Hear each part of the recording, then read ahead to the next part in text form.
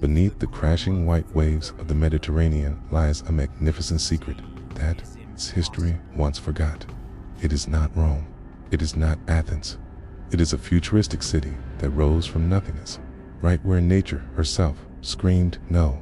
A super-metropolis with massive underwater harbors, self-cleaning sewers, and skyscraping lighthouses, all built with a mysterious concrete technology 1,000 years ahead of its time. Its creator was not a Roman emperor. He was a man despised by the world, an outsider, a pawn on a political chessboard, and a mad tyrant who stained his own palace with the blood of his wife and children. His name was Herod the Great. But today's story is not just about a king.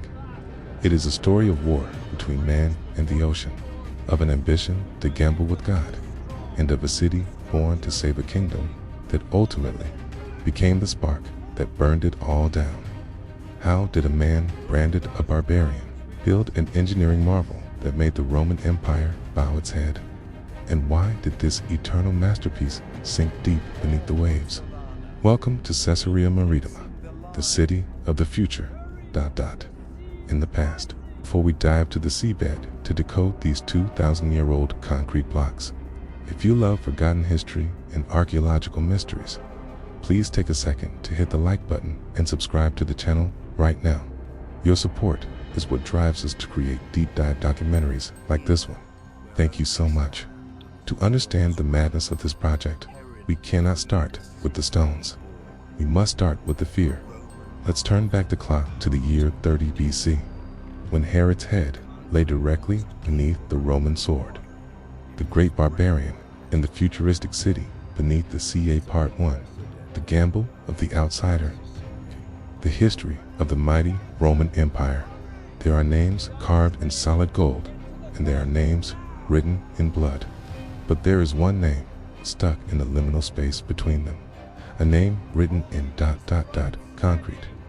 That name is Herod, the man history remembers as the Great. If you stand on the coast of Israel today and gaze out into the Mediterranean, you'll see massive stone blocks lying half submerged, worn down by the waves over to millennia. They look like lifeless ruins. But 2,000 years ago, right where those violent waves crash, there existed an engineering marvel that made Rome bow its head in respect. It was not just a city. It was humanity's defiance against nature. The story of Herod is not merely the tale of a brutal king. It is the story of a man the world deemed a barbarian, a pawn on the political chessboard, who used superior intellect and technology far ahead of his time to execute the most spectacular escape in history. Escaping oblivion by building a futuristic city right under the noses of emperors. The slave of circumstance. To understand the madness and greatness of this project, we must turn back the clock to 30 BC. The ancient world was shaking. Rome was the master of the globe, and the Mediterranean was known as Mare Nostrum, our sea. On the eastern edge of this giant pond lay Judea, a dry, rebellious, and impoverished land. Ruling this place was Herod, though he bore the title of king in Roman eyes. Herod was merely a rex socius, a client king, was nothing more than a high-level manager, a tool to keep the borders orderly. Worse still, in the eyes of his own Jewish subjects, Herod was a usurper. He carried Idumean blood, Edomite, a lineage considered mixed and impure. The Jews despised him, calling him a foreigner, a puppet. Herod lived in perpetual fear and absolute isolation. He was trapped between two blades. One was the Roman sword, ready to depose him at any moment. The other was the hatred of the very people he ruled. The crisis peaked when Herod's patron, Mark Antony, lost the war for the world against Octavian, later Emperor Augustus.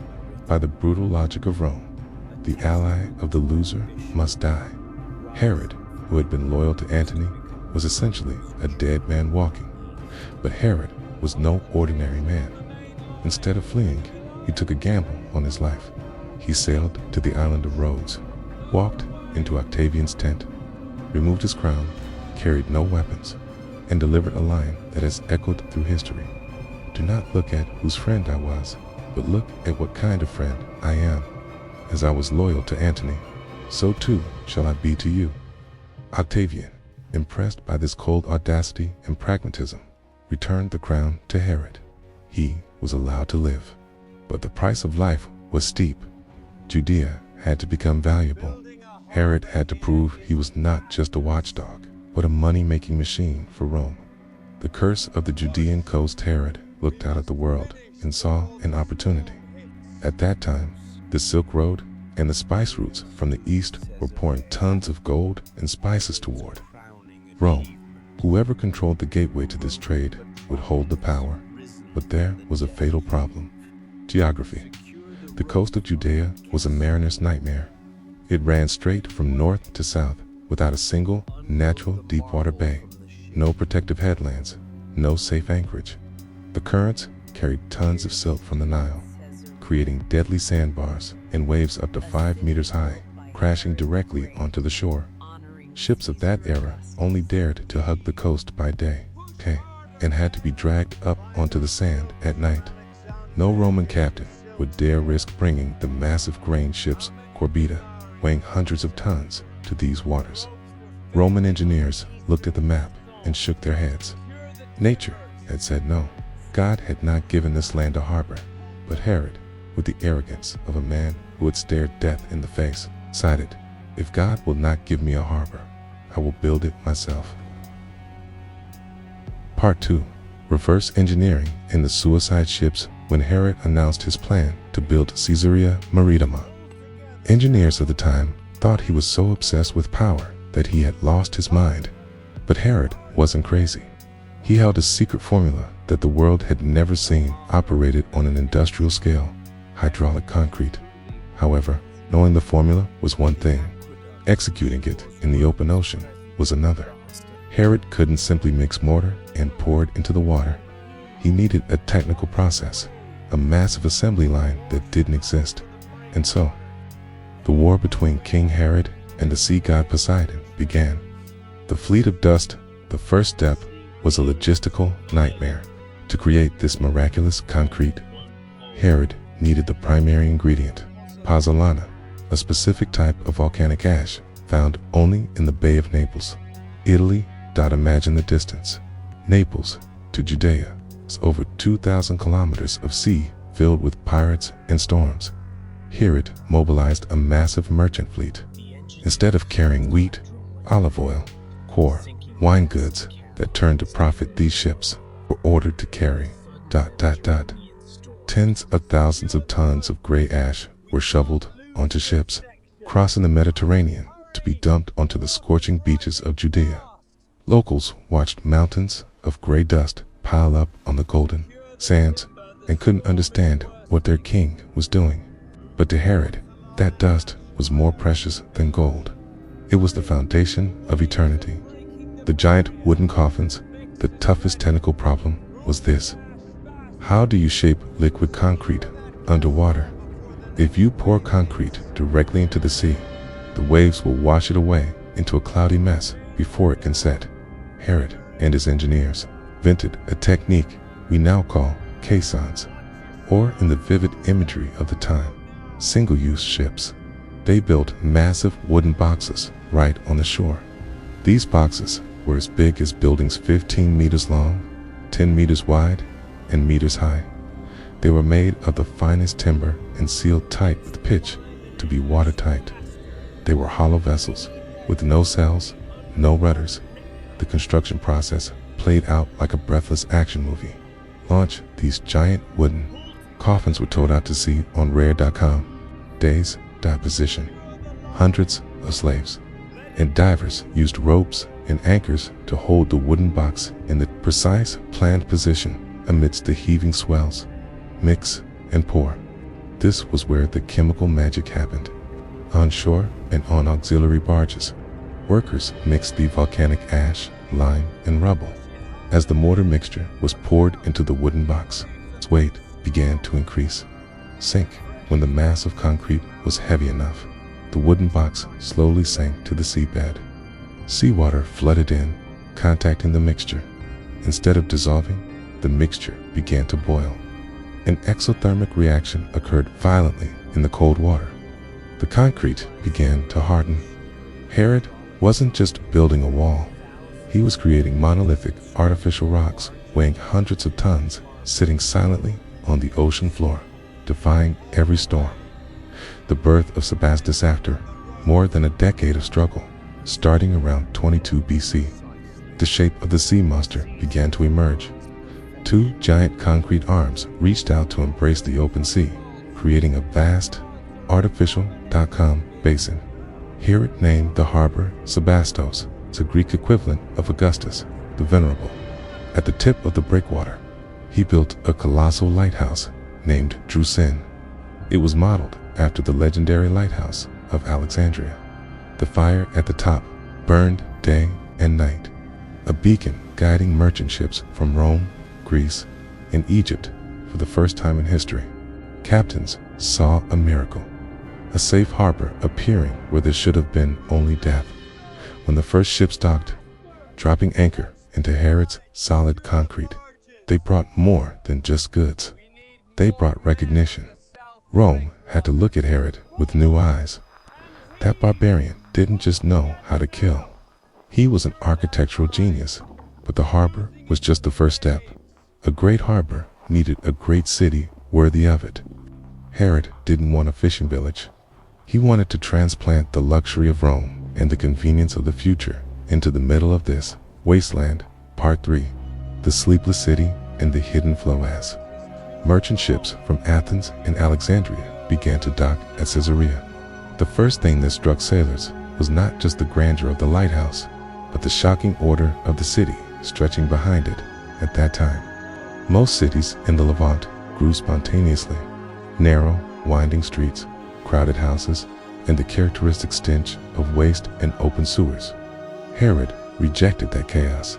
He wanted Caesarea Maritima to be a little Rome cleaner and more modern than the original Grid. The imposition of Order Herod applied the Hippodamian plan grid system strictly. The city was dissected by wide avenues paved with white marble. The main street, the Cardo Maximus, ran along the north-south axis, flanked by towering Corinthian columns that provided shaded walkways for pedestrians. Beneath these colonnades were bustling tabernae shops, selling silk from China and wine from Italy. This was not just architecture. This was psychological governance. Herod wanted anyone, Jew or foreigner, entering Caesarea to feel their own smallness before the power and order of the empire. Every straight line was proof that man had tamed the wild dot, the self-cleaning machine. However, the real miracle of Caesarea lay not in what was seen above ground, but in what lay deep underground. A crowded port city always faced invisible enemies, disease and waste. Herod, obsessed with cleanliness and civilization, designed a complex sewer system running beneath every street. But how to flush waste out of the city without electric pumps? Herod and his engineers harnessed their old enemy, the sea. They discovered the laws of tides and coastal currents. Caesarea's sewer system was designed with a specific slope and opening direction to connect directly with the sea. When the tide rose, seawater flooded the sewer system, scouring the entire network. When the tide receded, sucked all the waste and filth out into the deep ocean. This was a massive, automatic flush system powered by tidal energy. Josephus, the historian of the time, exclaimed that the sewers of Caesarea were no less magnificent than the palaces above. The city cleaned itself every day, a concept of environmental sanitation that was more than 1,000 years ahead of medieval Europe. The lifeline, the aqueduct with waste, solved. Herod had to solve fresh water. Caesarea sat on the coast, surrounded by salt or brackish water. A true Roman city needed fresh water, not just for drinking, but for the luxurious culture of bathing, thermae, public fountains, and garden irrigation. The nearest fresh water source was the Shuni Springs, over 16 kilometers away, blocked by the Carmel mountain range and swamps. Herod ordered the construction of a magnificent aqueduct, a raised water channel running on continuous stone arches, spanning sand dunes and marshes. Engineers calculated the gradient with extreme precision, tilting only a few centimeters per kilometer to ensure water flowed by gravity alone from source to city without stagnating or rushing too fast. One of the first cool fresh water from Mount Carmel erupted from the central fountain of Caesarea. It was Herod's final declaration of victory. He had brought water to the desert. He had turned a dead land into paradise. Part 4. The bloody arena and the price of greatness. Caesarea Maritima was complete, a white jewel sparkling by the Mediterranean. Roman merchants called it a wonder. Augustus was pleased, but for the people of Judea, this city was a glittering scar, an insult in stone weighing down on their faith. Herod had built the city of the future, but he forgot one thing. He could not build the people's love, the ghost in the hippodrome. Entertainment heart of Caesarea was the Hippodrome, massive U-shaped arena by the water's edge, seating over 10,000 spectators that year. Chariot races took place at breakneck speeds, the roar of the crowd mingling with the crashing waves. But alongside the races, Herod imported a specific Roman culture, unitarily gladiatorial games, for Romans and Gentiles living in Caesarea. This was the height of civilized entertainment. But for Orthodox Jews, this was ultimate blasphemy. Jewish law forbade senseless bloodshed and the worship of idols.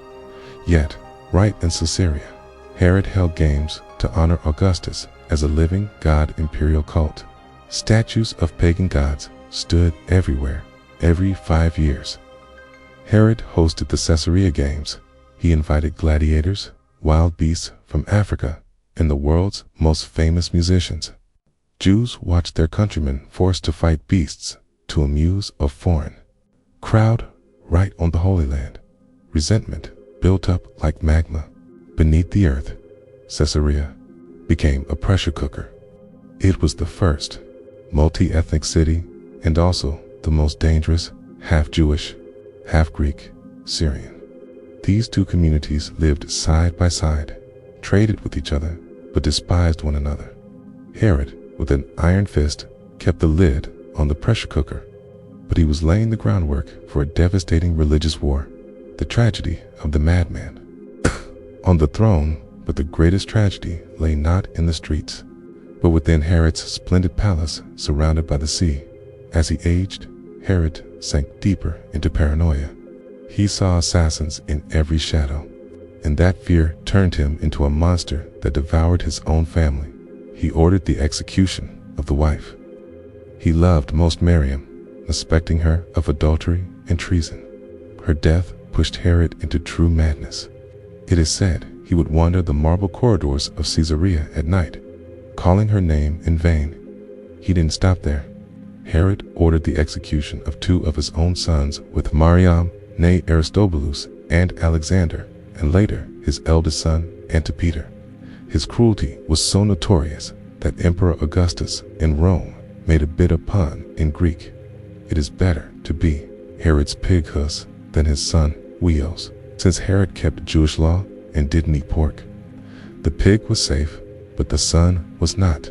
The sunset of a tyrant in his final years around 04 BC. Herod lived in physical and mental agony. From his windy palace in Caesarea, he looked out at the bustling port he created. Hundreds of ships were coming and going, bringing unprecedented prosperity. He had achieved the impossible, turning Judea into an economic power, as an indispensable friend of Rome. But he was utterly alone. He knew that the day he died, the people would not weep. They would celebrate. To prevent this, in a final fit of madness, Herod ordered the arrest of all elders and notables in the kingdom, locking them in the hippodrome. He left a will: the moment I take my last breath, kill them all. Ensure that on the day of my funeral, every house in Judea weeps. Fortunately, this order was not carried out. Part 5. The collapse of the dream and the eternal legacy after Herod the Great died in 04 BC. His kingdom fractured. His less talented sons could not maintain order. Rome losing patience, decided to strip Judea of its autonomy and turn it into a direct province of the Empire Provincia Judea. Ironically, Caesarea Maritima, the city built by a Jewish king, was chosen as the Roman administrative capital, replacing Jerusalem, the throne of Pontius Pilate, for Roman governors prefects. Jerusalem was too stifling, too pious, and always on the brink of riot. They hated living there. Caesarea, conversely, was paradise. It had sea breezes, bathhouses, chariot races, and most importantly, it tasted like Rome. It was here that Pontius Pilate established his headquarters. For centuries, historians doubted Pilate's actual existence outside religious texts. But in 1961, right in the theater of Caesarea, archaeologists found a limestone block used as a stair. When flipped over, they were stunned. The inscription read, "Pontius Pilate, prefect of Judea, has dedicated this... This Pilate stone is the only physical evidence that Caesarea was the true center of power. Here, life and death decisions regarding Jerusalem were made amidst wine parties and sea winds, the spark that burned. Jerusalem Herod built Caesarea as a symbol of harmony, but he had created a ticking time bomb in 66 AD. That bomb exploded. It started with a petty provocation. A Greek sacrificed a bird right in front of the Jewish synagogue in Caesarea, act of blasphemy. Tensions escalated into street riots. The Roman garrison did not intervene or silently supported the Greeks. The result was a massacre. Thousands of Jews in Caesarea were killed or expelled within an hour. News of the Caesarea massacre spread to Jerusalem like a prairie fire. Fury erupted. The Jews declared war on the Roman Empire.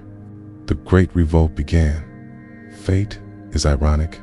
The city Herod built to protect the Jews and please Rome ultimately became the spark for the war that led to the annihilation of Jerusalem and the destruction of the Second Temple in 70 AD, when the sea came to collect while humans were busy slaughtering each other above ground. Another disaster was silently unfolding underwater. The Great Sebastos Harbor, Herod's concrete masterpiece, began to sink. Modern underwater archaeologists spent decades solving the mystery. Why did such a massive structure disappear? The answer lay in geology. Herod was right about the concrete formula, but he was wrong about the foundation. Caesarea sat right on an active geological fault line.